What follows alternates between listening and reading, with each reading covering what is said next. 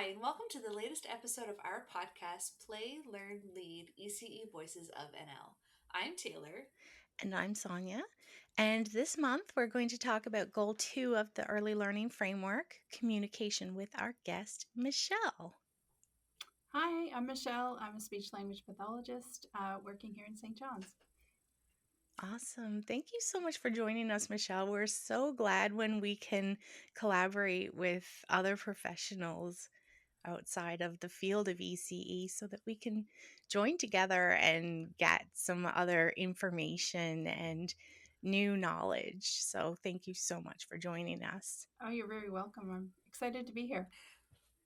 Um, So, one of the main things that we wanted to highlight about the goal of communication is the fact that communication is never just verbal. Would you mind elaborating, Michelle, on what does communication look like to you? I know there's so many aspects to communication. Absolutely. So, even in the title of speech language pathologist, we highlight the distinction between speech, which is the verbal Mhm. output that many users of language use, and then language itself, which is our understanding and our use of words to communicate. And then on top of that, when we are expressing ourselves either through verbal means or through use of other systems of communication, we use a lot of nonverbal cues meaningfully to convey information to other people. We use our eye contact and our facial Mhm. expressions, we use proximity, we use gestures and signs. Yeah, communication, the actual words and the verbal part is actually a very small portion of how we actually communicate to other people. Yeah, definitely. And I know in early childhood, we really see the influence and the impact that modeling language has for the children, and not just us modeling for them, but their peers modeling Mm-hmm. for them as well. Mm-hmm. I know that I'm working in a toddler room, and our age range is 18 months to 3 years. And Wow, there's such a large range of Mm-hmm. different developmental levels within 18 months, absolutely. right? And you have the older peers who can really, or the ones that are further developed in their language acquisition, who can really model for each other. And then you have the younger children who are just starting out, and some of them don't even have any older siblings, right? And you can often see a difference when there's older siblings in the household or not. Mm-hmm. Sometimes you can't, Mm-hmm. and that's okay, but I know that I see so much more trying when there's that modeling happening in the classroom. Mm-hmm. Um, what would you how would you describe the difference between receptive and expressive language? So receptive language is your understanding, Mhm. understanding not just of words and concepts, but how different sentences are put together and the different rules of how we use sentences. Yeah, Following directions. Do you understand questions? Can you right. respond to a question or show your understanding of a question through nonverbal means by pointing to things or looking in the direction of an object that's being spoken about or a person? That's your receptive. What do you Yeah. understand about language? And your expressive is how do you use language? How do you use words either through speech or through other means to convey and express what you're thinking and express the language and the knowledge that you have of words and sentences? So it's the use of language to communicate. When you were talking about the receptive language, I it made me think. I can't exactly remember the words you used, but made me think about also the benefits of expanding language Yes, absolutely. and getting those descriptive words in as well, Hmm. just to expose the vocabulary and helping the children to understand even more language words. Absolutely. Hmm. um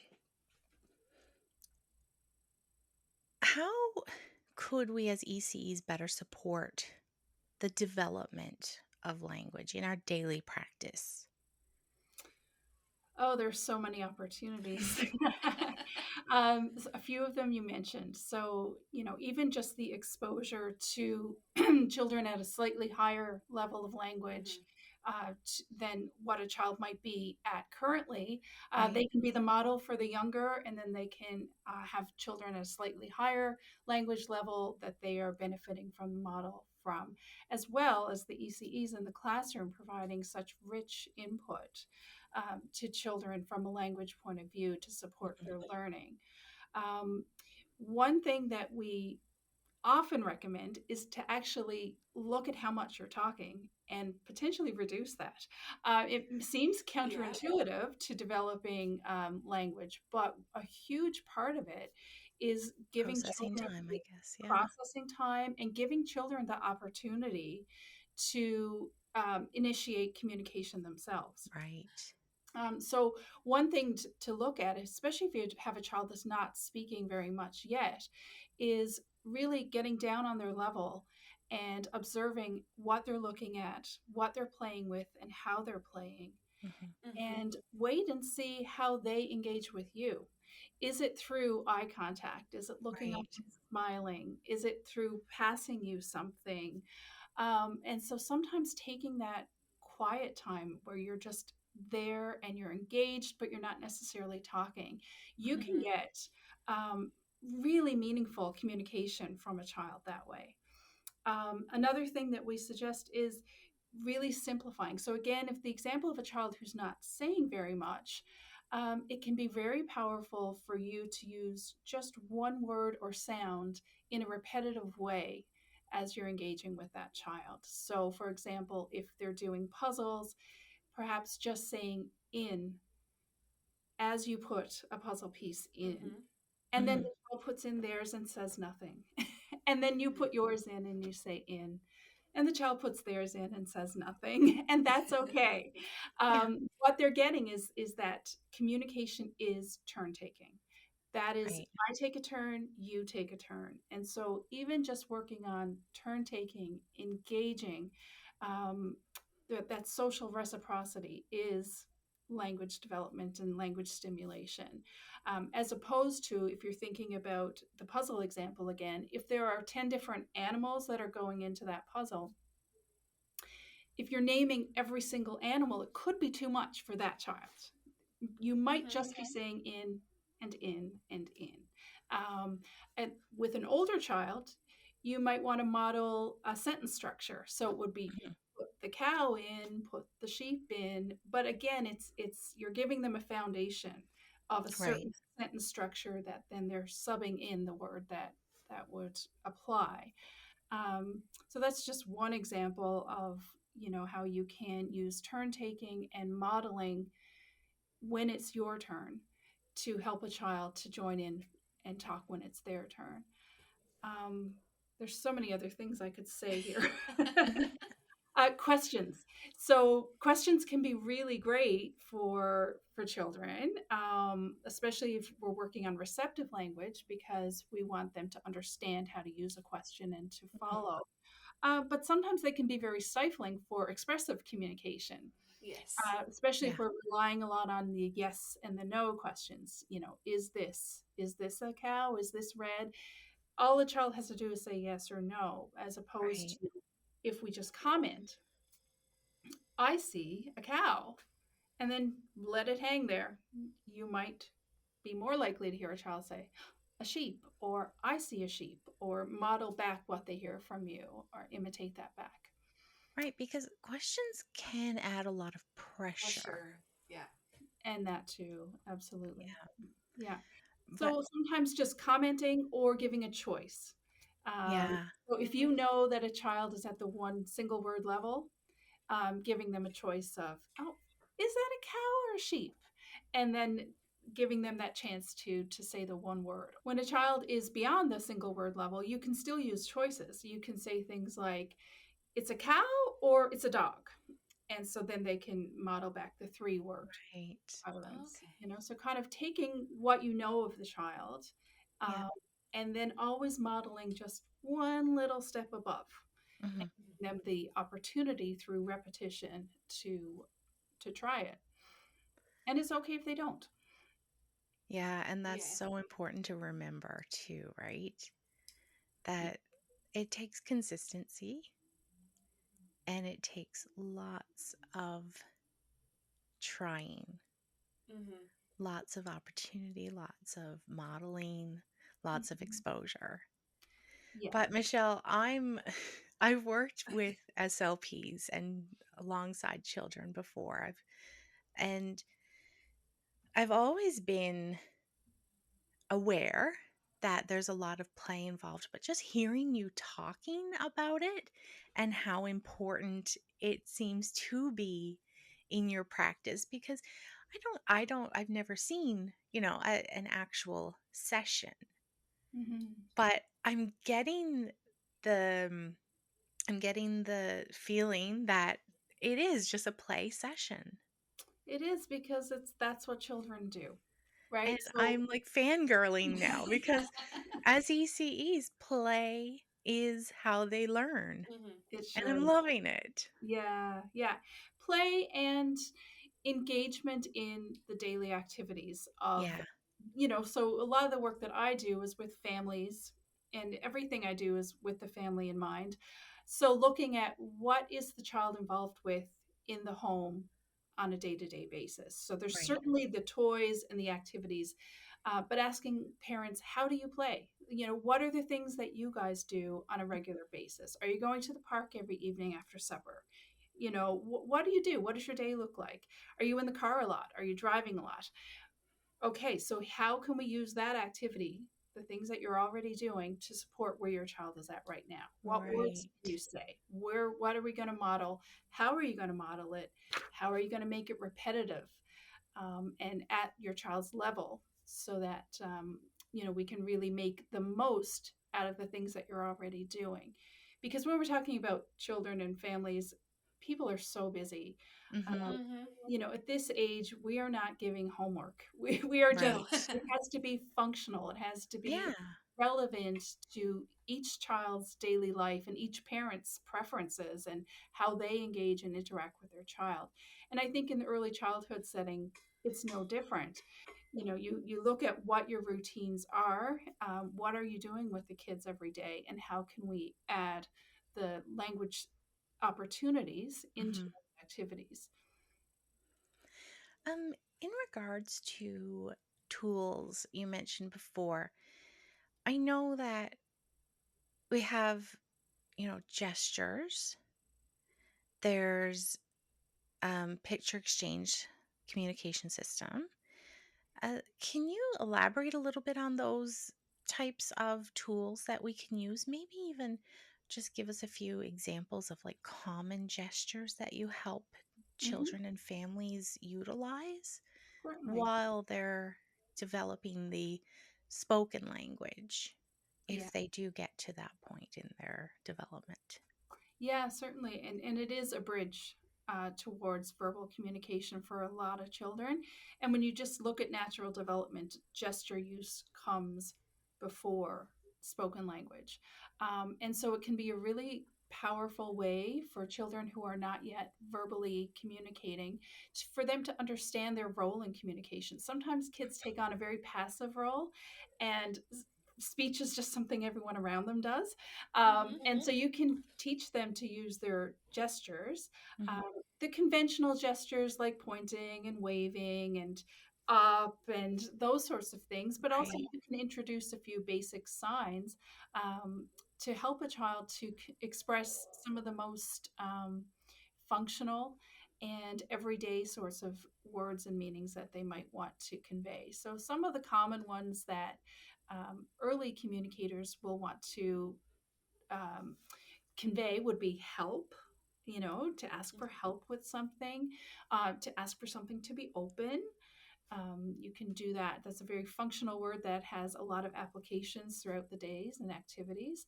Certainly, a really common one is more. Mhm. Yeah. And a lot of kids, that can be used for, actions to be repeated, for more food, for more drink, for more toys. So, it lends itself well to the repetition that kids need when they're learning their first few words. So those are the common ones. You can certainly look again, we customize it to the child.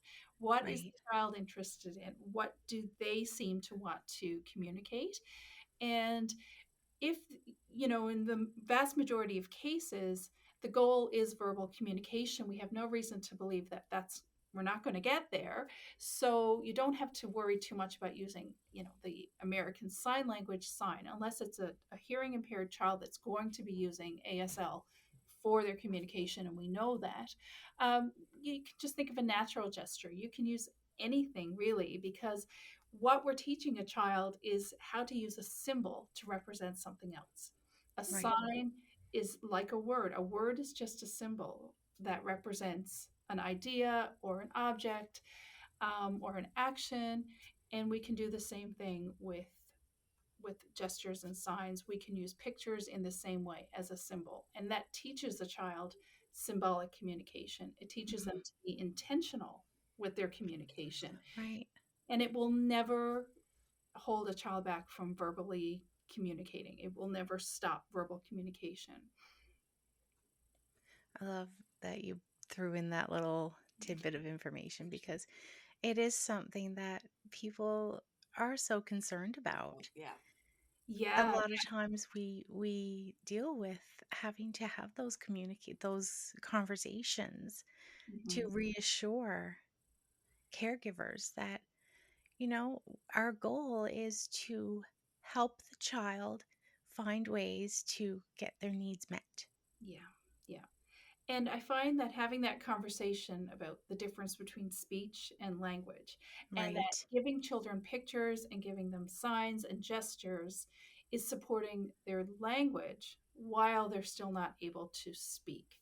And I have this conversation weekly with families, because it is the natural inclination to say, wait a minute, are you suggesting that he's not going to talk? And parents need to have a lot of reassurance there that that's not Hmm. at all the suggestion. It's supporting communication and helping a child understand their power of Yeah. communication, that they can, and that it affects the world around them when they do. Yeah, for sure. Um, what are some of the more common delays that you might see, and how can we as ECEs be more proactive in helping children? Mhm. I guess the vast majority of kids that we see have expressive language delay. So Right. that is the case where children, their receptive language is coming along pretty typical. They're following directions at age 12 months, they're following two-step directions at 24 months. They're starting to indicate yes and no. They're using gestures, but they're just not saying a lot of words. Hmm. That would probably be the number one most frequent child that we would see here in the clinic. Mhm. Those kids, many of them will eventually start to speak on their own without therapy, but we do really suggest an assessment for any child who's not saying words at 18 months of age, because there can be a lot of other reasons for the Yeah. expressive language delay. It's not always a case of late talker. A late talker is a child who's not putting words together at age 2 and has less than 50 words at age 2. So those children do require an assessment. So, sometimes just even noticing that, right? Noticing that this child is not really picking up on the words the way you would expect relative to other children in the room. Noticing that and talking to families about what you're seeing Right. can be a good first step. Certainly, if a child is not engaging very much in a social situation, that's another one that we see fairly often too. So, children who don't really tune into faces, don't make a lot of eye contact, s- stay in that parallel play phase a lot longer than you would expect, and still preferring to play by themselves. So that would probably be the second most common child that we Mm-hmm. see, with more, social and play sorts of delays in addition to the language delay. And I would say the third, or equally as common type of difficulty that I see, would be speech articulation. So Hmm. the Mm-hmm. the language is coming in. The expressive language could be a little bit late, but they're still using words and putting words together, but we don't understand what they're saying. So that's a pure speech difficulty with Right. production of sounds. So yeah, those would be the three most common delays that we notice. What are some ways that we could, like with the articulation, without making it seem like work? Like, what are some fun ways that you work with children who have those types of articulation concerns? Again, it is definitely play based. Yeah. What we do is my approach, and that of most people I know, is to figure out what makes that child tick, what are the things they love, and then we come up with vocabulary that suits the speech articulation goal.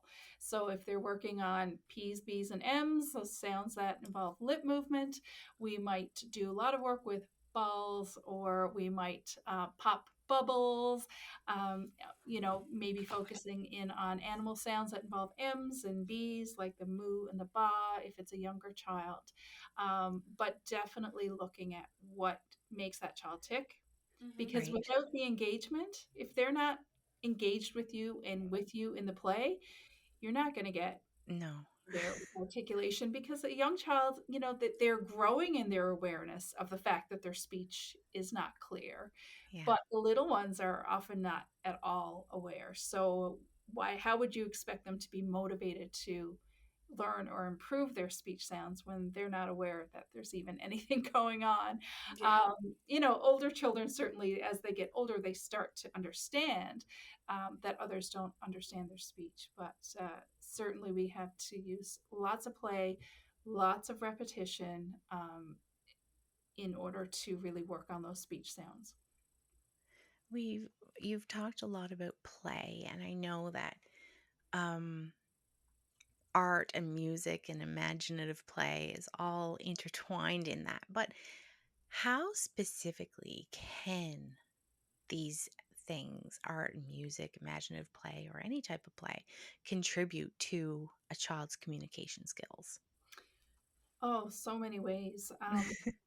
Gosh, when you think about the very things that help a child to understand and to use language, things like repetition, and I've already mentioned it, Mhm. but when you're doing art, you're repeating actions over and over and over again, whether it's putting beads on a string or whether it's gluing different items onto a craft. You're repeating an action, and anytime you're repeating an action, that's an opportunity to repeat the words that go along with that. Right. So for art, there's just so much. We use that all the time. Music is a fantastic way to get at language. It gives a chance for any child to participate in any way that they are able to. So if they are pre-verbal, they can use the instruments, they can clap along, they can do the gestures. And then moving into verbal, they can fill in the song. So, I hear this all the Mm-hmm. time when I go into childcare centers. We're singing along and then we wait and the child fills it in, right? It's Right. a Yeah. perfect way. And the repetition in the songs just lends itself, right? Like the wheels on the bus go round and round, or the door on the bus goes open and shut, and you've got the gesture that augments and shows the meaning of the word. Um, I can't say enough about music, and it gives every child a chance to participate, even if they're just dancing. And I don't know a kid who doesn't love music. So, um, and then imaginative play. We talked about how words are symbols, right? And so when you learn language, you're learning to use a symbol to represent something else. So when you're imagining and pretending, you're doing the same thing. So play and language development always go hand in hand. Um, and the language of play is rehearsing for everyday life situations. So, imaginative play is fantastic for that turn taking, conversation skills, the vocabulary that goes along with pretending to be something else or putting yourself in the role of somebody else is a huge social skill Yeah. of taking the perspective of another. Hmm. I could just keep going, but those activities are all language facilitative. I think another great aspect of art and how it can help with communication skills. I know one thing that I really love to do. One of my instructors in the diploma program taught us, instead of asking a child once they've drawn a picture, what is it? Say, oh, can you tell me about your picture? Mm-hmm. Mhm. And then you might just get babble. You might not understand what they're saying, but like, to them, they're expressing something very meaningful to them, Mm-hmm. right? Absolutely. Yeah, yeah, because we can't put our own interpretations on it, right? Giving No. them an opportunity to explain what's going on inside of them and what that art piece is to them is hugely informative. And again, like our goal is to know as much about that child as we can learn so that we can help support them in the way they need to be supported. And seeing their art is a really good way to get a kind of window into how Yeah. they perceive the world. And like kind of going back to when you were talking about music, it made me think of a child that I have in my room currently, and they are pre-verbal. Is that the term that you used? Hmm. Yeah. Okay, so yeah, they're pre-verbal, and they currently use a Voca button, and we use it for music all the time. And he Mm. has his favorites, and the children are now well versed in when the button is up for these songs that this child has the parts that's for them with this button and absolutely loves it, gets so excited. um, and especially songs like Old MacDonald, where the children will get to take turns choosing the animal each round, Hmm. and he'll look at them dead in the eye if they're taking too long and like hit the button like, hello, I'm waiting for my turn, you're taking too long, let's go. And then once we start going, he's like, okay, and he sits there. Yeah. And then and now it's even like his arm gets ready even before they finish the line, just before his, so that he's hitting it right in cue with the way they sing. And it's been it's been lovely watching the progression, because I've been with him for 2 years, where it wasn't it was more having to stop and pause and, oh yes, it's my turn. And now Mhm. is just so engaged with them all the time and is so ready. And yeah, I love that. it's been so Yeah. fun Yeah. Just to see the just to progression. see the Yeah. progression. Yeah. um but also kind of backtracking again to the modeling, and also remembering that we're modeling even when we don't realize that we're modeling. Yes. Because couple years ago, I had a little one in my room who was pretty pre-verbal, had a very limited vocabulary. And then one day, mom came in like very confused. I was like, "Is everything okay?" She goes, "All of a sudden last night, something fell over," and she doesn't. Ugh, good gravy. And then anytime anything happened, she was like, "Good gravy." And she's like, that's nothing that dad or I say, the brother doesn't say. Like, where the heck did this come from? And I was like, uh, that'd be me. But it's just something that, like, didn't even realize that I was modeling. Sure. But it's just something that anytime, if, I knocked into something, or I tripped, or I dropped something, Yeah. that was my thing. Like, oh, good gravy. Well, I mean, that just highlights, right? The repetition. Yeah. You were saying the Yeah. same words in the same context over and over again. You had the added component of a bit of intonation. Good gravy. It just draws attention to those words. It's another great strategy, actually, to use intonation and stress patterns that way. But it's a great example of how that repetition can get the language out there. She knew Yeah. exactly, like socially, she knew Yep. exactly how Yeah. to use those It, words. it, Appropriate it use. was Yeah. another way of, oh no. And especially because it was my first or second group of 2-year-olds. Because I had mostly worked with the preschoolers, and most of them, their language was fairly developed. And so when they would pick up on these things, it was more obvious and seemed more natural. Mhm. And then the aspect of modeling in language really came to light for me when I moved to the toddler room, to see how much of an effect it can have, Mhm. and how many parents would come in with not necessarily concerns, but they would come visit with their child, see the older children that were just about to turn 3, hearing the language that was coming, and go, oh no, Yeah. mine's not there yet. And it's like, well, that's kind of where it's supposed to be, because they're almost 3 and yours is 17 months, like, still is a few months away from starting at our daycare. Yeah. And the amount of families within the first month are like, oh my goodness, they went from 3 words to 50 in the span of a month.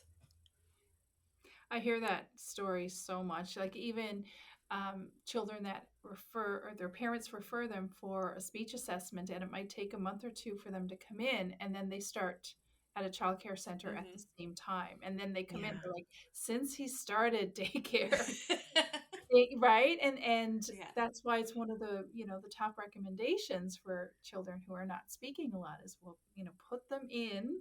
Um, a childcare center, or some sort of program where they're going to get more interaction with other Yeah. children, Mm-hmm. and just increase the opportunities for them to, Hmm. to attempt, and the number of models that they're getting. And that age group, between 18 months and 3, that is when the meat of the Where language so is much the range happens. between Yeah. what an 18-month-old can do and what a 3-year-old can do. You'll never see such a great range like No. into, No, again, in any other period of development. no, I It's find it very amazing to witness. fascinating to watch. Yeah, the same thing. It is, and it is amazing. I remember when I had my own kids, just when I got to see it in real time, every single day, day in and day out. Mm-hmm. It is fascinating when they finally get to that point where they understand imitation, and you only need to say a word 1 or 2 times, and they're doing it. Now that the first words are going to need sometimes 1,000 repetitions Yeah. and Right. attempts and opportunities. But once children get 20, 25 words, you start to see it really start to pick up. Mm-hmm. And it's amazing to watch. Are there any quick, easy tips as to how we can determine what, like how many words are in a child's vocabulary without just recording Oh, them yeah. So all the quick. Like, time? oh, here's one. Because Here's I'm one. assuming that when you do an assessment, like it's only a certain amount of time and you have to determine this, I guess. Yeah, yeah.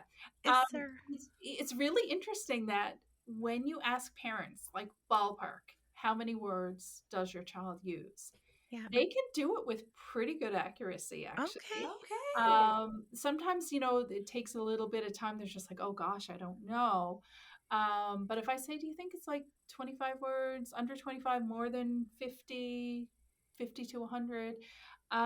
When they give me that ballpark, then I'll kind of go into, okay, like let's talk about what are some foods. So again, what are the Right. things that a child is engaging in all the And it time? is usually like nouns, right? It is it is Too. less nouns than you would think. Okay. We Really? focus on nouns when we are trying to model language. We Yeah. will naturally focus in on the animal names, the food names, the names of objects in the environment and people. But when you look at I'm thinking actually language, now there's one child I work with and there's a lot of verbs. verbs are where it's at. So Yeah. Yeah. that's almost, and sometimes I will look at a child's vocabulary and parents will say, he's got some words, but he's not putting any together. And when we look at the vocabulary, it's almost only nouns. And so you Okay. can't make a sentence with only nouns. No. Every No. sentence has a verb. So Hmm. focusing on verbs is hugely powerful for advancing a child's language system into 2 and 3 word Interesting. sentences.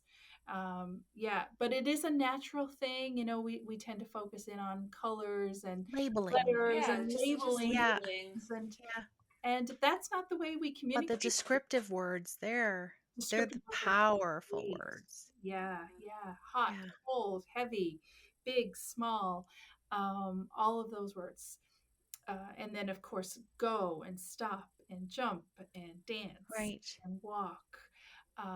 We need those words to make our sentences. So that's another very common recommendation that I will have for families is focus in on those functional words, words that apply to everyday situations and not necessarily nouns. We got to have nouns, but Hmm. Mhm. they're not as prevalent in everyday speech as we think they are. Would you suggest like connecting words? When would you really start to focus on those? Would you try and make sure there's a good foundation of nouns and verbs before you Yeah, that's a introduce? great question. What we tend to do is we make sure that when we're modeling, we use grammatically correct sentences. Right. So I wouldn't say open door. I would Right. still say open the door, but the stress is still on open a door, right? Like open Hmm. door, but the stays in there. Right. Because children need to have exposure to sentence structure and the rules that we use to form sentences. Yeah. So, your model should always include those, but knowing that children are more likely to imitate back just the content words as opposed to those little filler words inside the smaller words, the connecting words, like you say. Um, but as children get older, if you're noticing that their content is pretty good, they're conveying the messages, but the grammar is still kind of lagging behind. That's when you can focus in on a word like and or the and really Right. stress those words. Yeah. We don't tend to stress them normally when we're talking. Just kind of naturally slide Yeah, them in there. slide them in there, say them a little louder, a little longer, with a Right. little different intonation to make them Yeah. stand out. Um, and then we certainly have strategies if we're working on those in therapy. We might make it really visual too. So I might, if I'm trying to get a 4 word sentence with the in there, the dog is barking. I might put out some visuals. I might put 4 Lego blocks out to represent each word. The dog is barking, and then we put them together and make our sentence. And then we might do that with a bunch of describing pictures in a book, for Mm. example, and talk about the action and get the and the is. And if they say dog barking, they only have 2 Legos, and I have 4. So it really helps them to visualize something that's just auditory. Right. Right. I Okay. love that. um. Um, Yeah. I really like that. so in the early learning framework, um, it does discuss cultural connections and suggests that we respect and engage in the traditions and the social rules that are specific to some of the children's, well, to all the children's cultures. How in your profession do you ensure that you're doing this? Um, Gosh, it's so interwoven with family centered practice. Um, Mm-hmm. And I found that if it's cultures that I'm not familiar with, it's really important to have the connection with the family and ask Yeah. directly, so what role does eye contact have in your culture? I remember several years ago, a dad was explaining to me that if he looks me in the eye in his culture, it means he doesn't believe me. And that was so Okay. illuminating to me, because we were talking about eye contact. And Right. um, he said, yeah, and it was true. When I was engaging with him, he didn't look me in the eye. So that would be a sign of disrespect in some cultures. So having that, outright conversation is really important. Saying, like, what is the role of facial expression in your culture? What is important to you when we're setting goals, especially asking families, what are your priorities? And what are your activities that you do every day? Hmm. You can get a huge range of in terms of even the role that plays in a family life. Some Right. cultures, there's not a lot of play directly with a child. The child is more taken along on all of the daily activities and involved in those sorts of things. And there's so much meaning in that we can use for language stimulation. So again, it's collaborating with the families and learning about their life, their daily activities, their priorities for their child, and designing a treatment plan that encompasses all of that. And I think that's something that you spoke about earlier anyway, not even talking about culture, just that important aspect of respecting the family and their, their day to day and what helps them get through and what will help the child. Yeah, and the only thing I would say that's different when you're working with a family who speak a language other than English or a language Right. that I don't know is learning what the actual words are for certain things. So if I say, what would make the biggest difference in your day-to-day interactions if your child could say this, what would it be? And then of course, I need to learn what that word is or what that phrase is. How would you say that in your language? So that is what that family is working on at home, not necessarily the English word, unless that's what the Right. family wants, right? So Hmm. Right. yeah, again, it's very customized already when you do family-centered practice Hmm. um, to the family's priorities. I love it. And my eyes have been opened so much.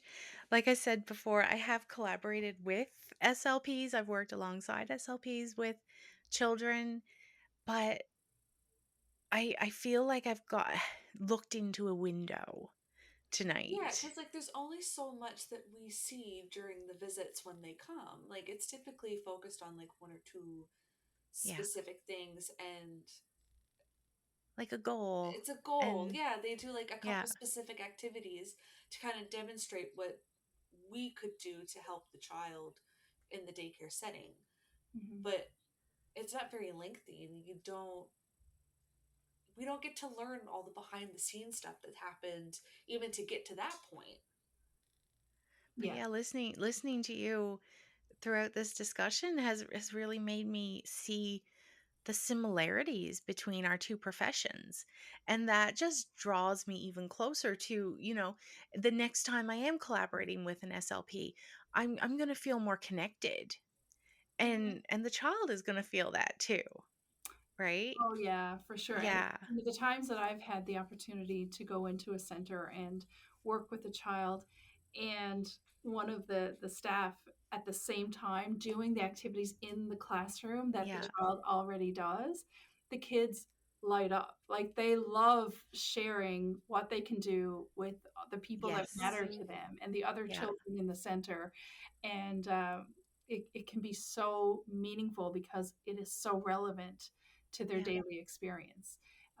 That is the best thing that we can do, right? Make it as relevant to the daily experience as we possibly can. Yeah, for sure. And even even children who, aren't clients of SLPs now are going to really gain from this conversation, the ones that I work with, and hopefully the ones that our viewers work with, because I have learned so much through Yes. this conversation. And thank you so much, Michelle. Like, you have brought a wealth of knowledge to this episode, and I really believe that so many ECs are going to learn so much more, and there's going to be even more of a collaborative approach throughout our between our two professions through just this discussion alone. And I really appreciate you joining us. You're very welcome. Anytime I can talk about early communication, I'm delighted. So thank you for the opportunity. Thanks. Bye. Bye. Um, so that was really great talking to Michelle. It I was. like my eyes were opened. I might not have looked it, but I was fangirling as hard as you were on the inside. Like, you know, in my time working in childcare, I've collaborated with a few. Not necessarily consistently, like it wasn't consistent visits. But recently I have a child who has been having almost monthly visits with their SLP in the center. And so, you know, you get those snippets for those, half hour, 45 minutes that they're there when they're working towards a specific goal. And so they're like little activities focused on that's just that specific thing that they're trying to meet. But to see and to learn like the full scope of what they do Yeah. was like, oh, this makes so much sense. I love this. This is great. This is fantastic. And just be able to make that connection. And I think that'll help me build my relationships that I have with SLPs in the future. Mm-hmm. Just and not because there was no respect, but there was no understanding. Yeah. Because like they tell you like, oh, we're gonna do this, and this is what it's for. Okay, great. I don't understand all the logistics of it, but that's like sure, you want us to work on these things, we can absolutely do that. But to really get that behind the scenes, Yeah. And to see that I learned that they really do make those family connections just like we do, yes, and build that trust and the understanding of how the family works, each yes, individual family.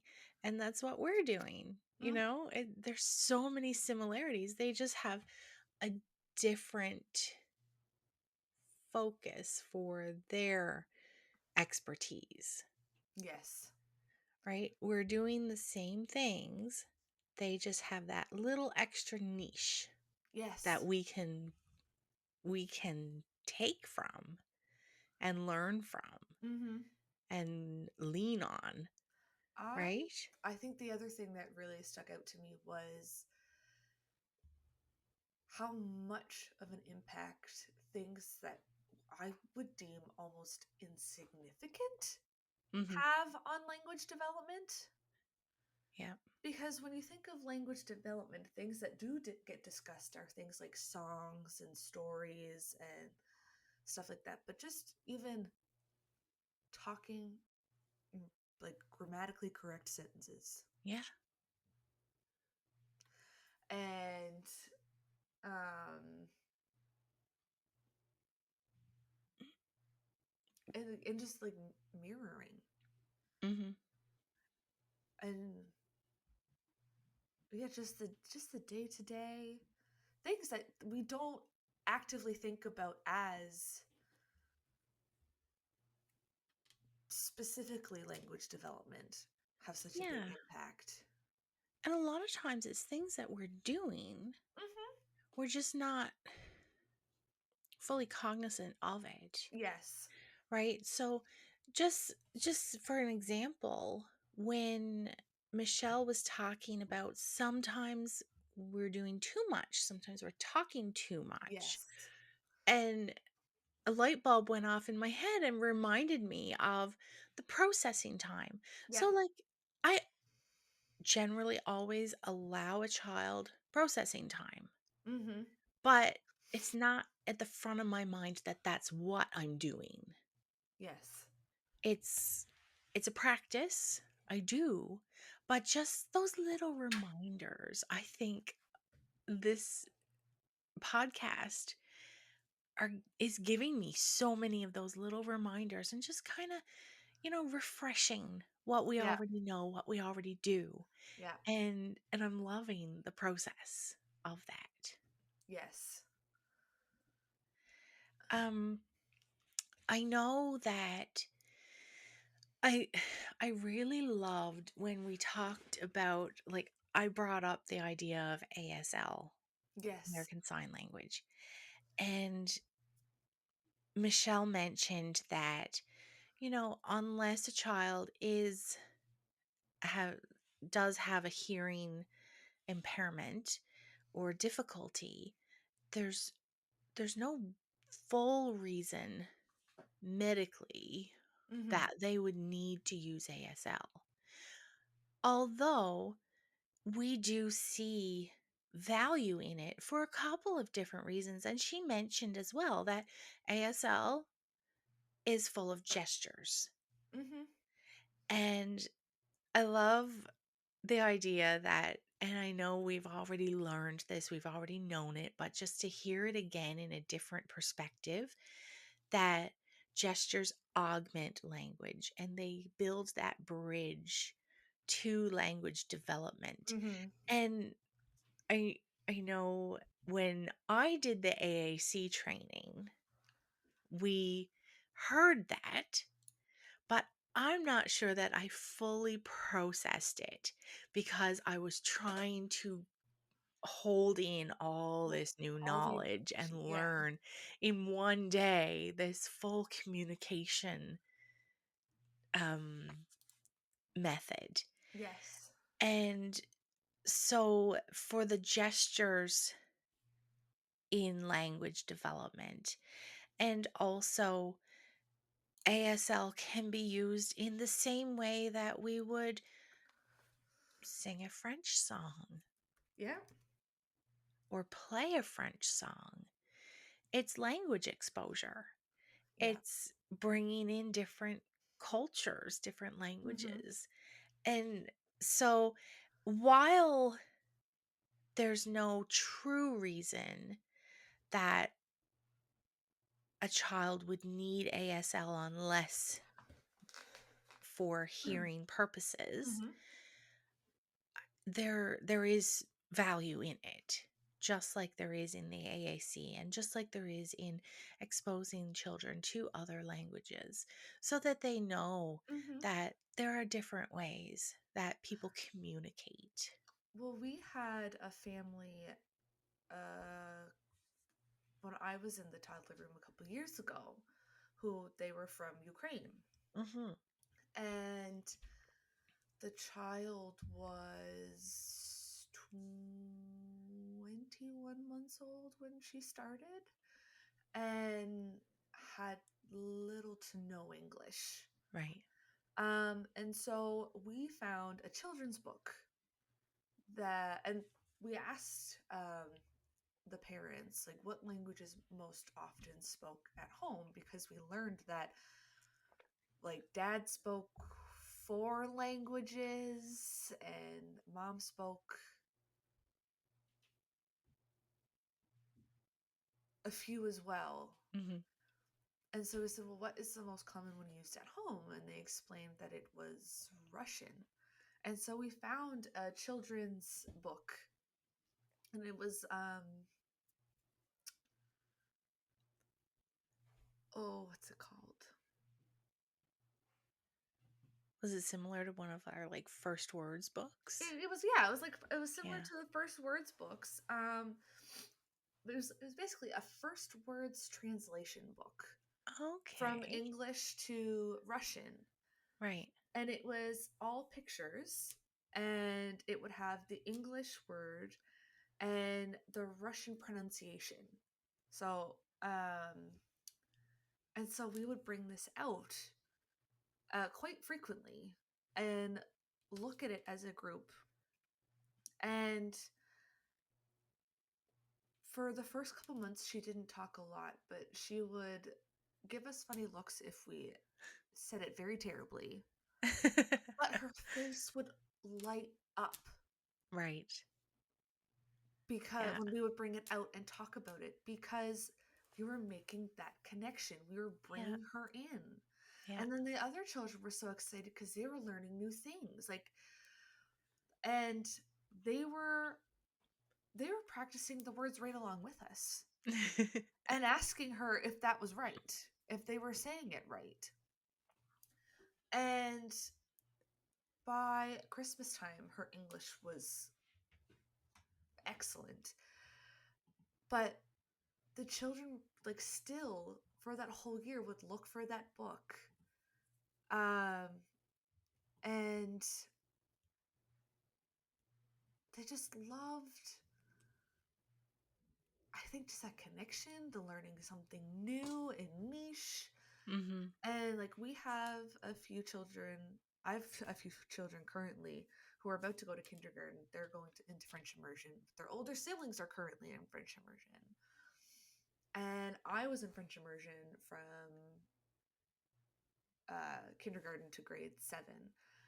And so when they'll start saying like words that they know, and then I'll just kind of throw out French words out there, and they're like, what is that? You know French? I'm like, yes, I do. I said, not very well. I can't have a full-blown conversation with someone in French, but I know words. And then they ask, like, if we're talking about a specific topic, they'll ask for French words in relation to that topic. And then they go and they practice for like the rest of the day. And Mm-hmm. then they go and they show their friends outside from other playrooms their new French words that they learned that day. And then when mom and dad come to pick them up, it's, I learned a new French word today. Taylor taught us that, yellow is jaune and red is rouge and blue is bleu and blah, blah, blah, blah, blah. And it's just always so fun. Mm-hmm. Learning new languages is so fun. Yeah. I think that one thing that I I noticed too that I never realized before when we talked about the culture aspect, the Mm-hmm. fact that SLPs do support families with their first language Which, development. yes. I love that, Yes. right? It's not just English. You have to Mm-hmm. get all this English, but because that's where they are. Mm-hmm. And we know that we're, if we encourage them to develop at their comfort level, Yeah. it's going to come a lot easier. Mm-hmm. It's kind of like I love this part of the podcast episodes where I start to see the connections drawing from one episode to the To the next. next, there's so much connection. Like, it seems like it's a big thing, and there's so many different Yeah, parts, and there are so many different parts. But how much is woven? How much but I all of it is truly woven believe that together? if the flow, the sequence of our episodes was different, it would still be the same thing. There would still be Yeah, connections. absolutely. And so next month, we're going to be focusing on positive behavior guidance. And obviously, communication has a big part of that. Yeah. But I just was thinking about what I mentioned about, meeting the children where they are and where they're comfortable. Yeah. That is a huge aspect of positive behavior guidance. Mm-hmm. Because if we're doing anything that's going to make the child uncomfortable or feel any pressure or stress, that's going to make it harder for them to follow our guidance. And but even backtracking to the when she talks about doing like too much, Yes. when you're dealing with positive behavior guidance, if you use too many words, like, they're lost. Yep. Just like, if They I'm haven't overwhelmed, processed the first no, 5 words. no. And it's just like, even me as an adult, if I'm feeling overwhelmed and somebody is just talking at me and talking at me and talking at me, that's not going to make me calm down. That's No. going to make me go, whoop, Yep. because I know I'm supposed to be understanding what you're telling me, Mm-hmm. but I'm not getting that time to absorb any of it. Yeah. And like, Exactly. but I'm supposed to be. And there's that, Mm-hmm. like you said, there's that pressure. Yep. So yeah, next month, positive behavior guidance. Very excited for that one. Yes. Just like I have been for all the episodes. No, this has been such a wonderful learning experience. It has. I, you know, even though Imagine we're only 4 months in, there's still I 8 more know, episodes. How much are we going to learn? I know, I'm excited because Yeah. there's just so many things that I just don't like actively think about in their connections to other things. Yeah. You learn about them in one aspect and your Mm-hmm. brain kind of sticks there. Yeah. And so just learning like all these different ways that this one niche thing that we're doing has such a big impact on so many other things. Mm-hmm. And Absolutely. it's been it's been eye-opening, it's been exciting, and I can't wait. All right. Alrighty. Well, we thank you for joining us, and we will see you next time. Bye.